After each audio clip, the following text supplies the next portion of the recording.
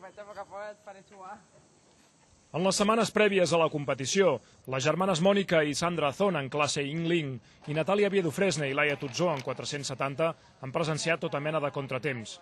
Primer va ser una gran plaga d'algues que va obligar l'organització a mobilitzar milers de persones i centenars d'embarcacions per netejar la costa. Alguns dies hi havia tanta boira que no es podien veure les boies, però d'entre totes les dificultats, la que més preocupa és la falta de vent.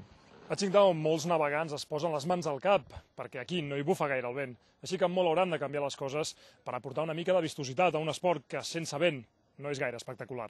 Mar endins, la sensació de moviment és pràcticament nul·la en dies com aquest, unes condicions que, malgrat tot, podrien afavorir les regatistes catalanes. Nosaltres jo crec que estem molt acostumats, som molt mediterranis en aquest sentit, a les brises tèrmiques, als pocs vents, a la onadeta curta, i aleshores són unes condicions que s'assemblen una mica aquí.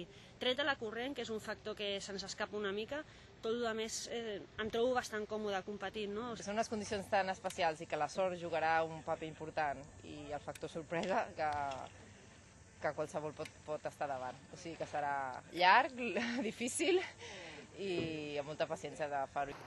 I com que amb poc vent és millor navegar amb poc pes, molts participants han hagut de perdre alguns quilos per tenir millors opcions. Per cada modalitat, la competició durarà una setmana, on cada embarcació anirà acumulant punts fins a decidir-se la classificació final. Sergi Vicente, TV3, Qingdao.